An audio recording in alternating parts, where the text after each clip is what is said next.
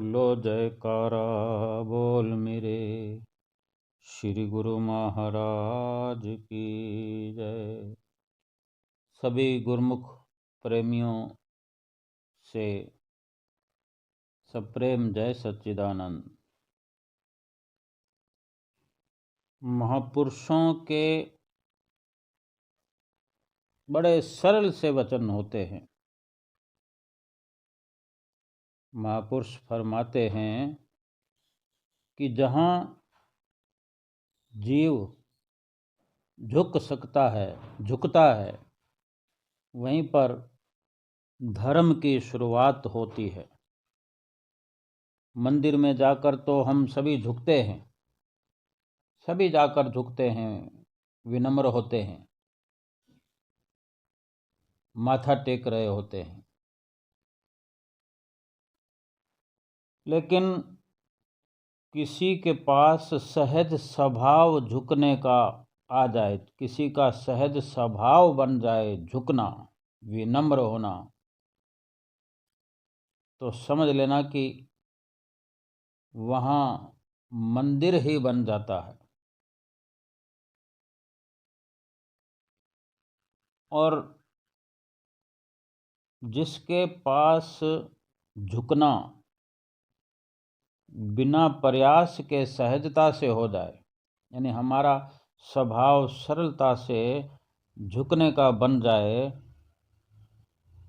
तो वो जो झुकना है, वो जो माथा टेकना है, वो आनंद पूर्ण हो जाता है। आनंद की अनुभूति हर पल दिलाता है। चाहे ऐसे विचार आता है कि हम माथा टेकने गए थे तो उस वक़्त आनंद की अनुभूति हुई हो, लेकिन जो माथा टेकने का स्वभाव बना ले, अपना अंदाज बना ले, स्वभाव में जिसके झुकना हो जाए, उसके लिए हर पल आनंदित है।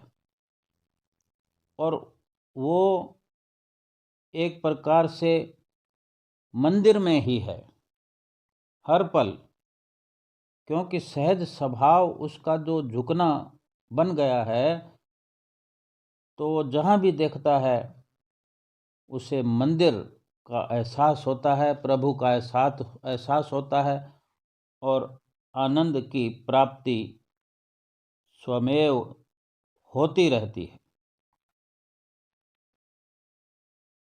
हमें जब आनंद की अनुभूति होती है, हमारा आनंद जब पूर्ण होता है, तो सबसे हमें पहला एहसास होता है कि ये हमारा प्रेम उजागर हो गया है। ये प्रेम की पहली ये शुरुआत है।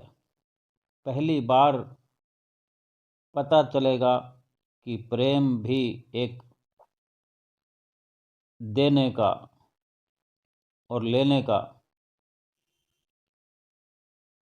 एक भक्ति का नज़रिया है। सही मायने में जो प्रेम है वो तो, या यूं कहे कि प्रेम भी एक दान है, डोनेशन है, एक त्याग है।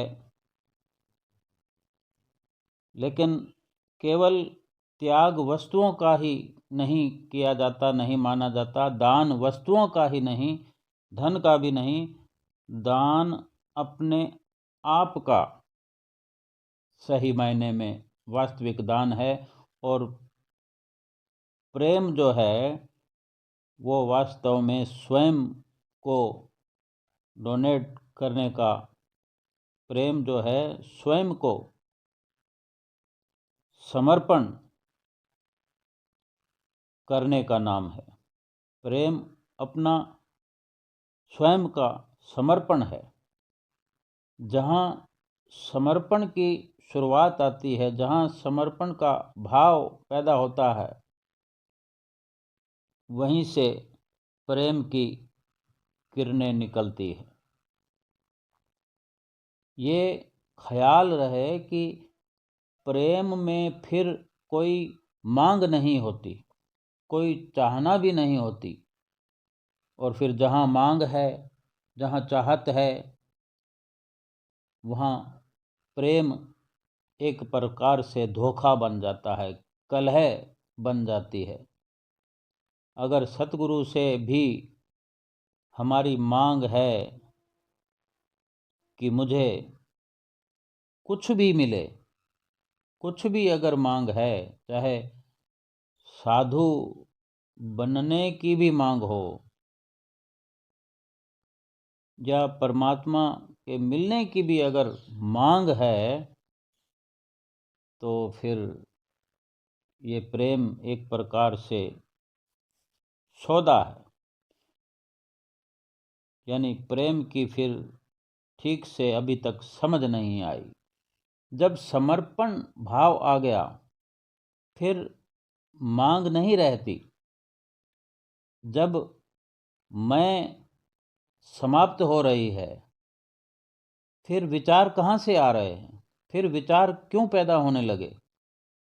जब मैं समाप्त हो गई और समर्पण भाव आ गया, जब अपने आप को समर्पण करते हुए प्रेम की जो किरणें उदय हुई, जब हम रहे ही नहीं, हमारी सोच फिर कैसे हो सकती है? और जब प्रेम की समझ आती है, तो गुरु महाराज जी के आगे भी हमारी कोई मांग बाकी नहीं रहती। सतगुरु को तो हम धन्यवाद दे सकते हैं कि उन्होंने हमारे समर्पण को स्वीकार कर लिया। ये उनका उपकार है कि वो हम जैसे भी हैं हमें स्वीकार करते हैं। ये बड़ी बात नहीं है कि हमने समर्पण भाव पैदा किया, अपने आप को सब समर्पण कर दिया। बड़ा ये है कि सतगुरु ने उपकार कर दिया, जो हम जिस भी अवस्था में जैसे भी थे, उन्होंने स्वीकार कर लिया, अपनी चरण शरण से जोड़ लिया। और जहाँ समर्पण है, वहाँ कुछ पाने की जरूरत नहीं है। सतगुरु से कुछ पाने को लेकर विचार करने की भी जरूरत नहीं है। ये सोचना ही नहीं पड़ेगा कि मुझे कोई सुविधा मिलनी असंभव ना हो जाए। ऐसा विचार ही नहीं आएगा, ऐसा विचार ही नहीं आना चाहिए कि क्या मैं इस प्रकार की व्यवस्था करूं ताकि मैं आराम से रह सकूं, या ऐसा संशय भी मन में आए कि मुझे असुविधा होगी या सुविधा में कमी आ जाएगी। ऐसा विचार अगर आता है, इसका मतलब है कि हमारे भीतर सतगुरु के लिए समर्पण भाव अभी है ही नहीं। महापुरुष तो फरमाते हैं कि जहाँ भी मांग आती है, वहाँ पर ये जीव छोटा हो जाता है, और जहाँ पर मांग नहीं होती, वहाँ सिर्फ समर्पण होता है, वहाँ सिर्फ प्रेम हो जाता है, और ये इस जीव का कद बड़ा हो जाता है, विराट हो जाता है। महापुरुष फरमाते हैं कि परमात्मा हमारे भीतर ही छिपा है। वो हमारी मांगों, वासनाओं को कामनाओं के बादलों में घिरा हुआ है, और हमारे हिस्से का जो सूरज है, वो मिटा नहीं है, मिट नहीं गया है। वो केवल इन्हीं कामनाओं की ओट में छिपा हुआ नजर आता है। इन ख्वाहिशों रूपी बादलों की ओट में छिपा हुआ है, जिसको हम देख नहीं पाते। और हमारी जो मांगें हैं, हमारी वासनाएं, कामनाएं हैं, इनके जो ये बादल मंडरा रहे हैं, परमात्मा के बीच में एक पर्दा पड़ा हुआ है। जैसे ही ये बादल कामनाओं और वासनाओं के छट जाएंगे, छटने लगेंगे, तो हम ये देख पाएंगे कि सूरज तो सदा से ही मौजूद था। तब स्वयं का समर्पण नहीं था, और अपने आप का समर्पण करते ही हमें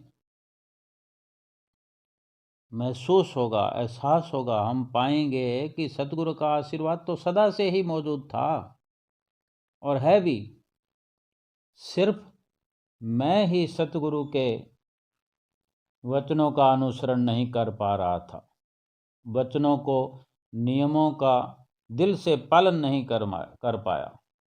और जब इतनी ही बात है, तो क्यों ना इस पर भली भांति अटल विश्वास करते हुए, सतगुरु के वचनों पर अटल विश्वास करते हुए, उस कामनाओं के पर्दे को, कामनाओं रूपी बादलों को, वासनाओं रूपी बादलों की जो छटाएं, जो हमारे कारण ही पैदा होती हैं, वो हम अपनी कामनाओं को, इच्छाओं को मिटा दें, तो ये जो बीच का पर्दा है ये हट जाएगा और सतगुरु का दर्शन ज्यों का त्यों हो जाएगा। जैसे बादलों के छट जाने पर सूर्य स्वयं नजर आने लगता है, और सूर्य का प्रकाश हमारे घर के भीतर यथासंभव जैसा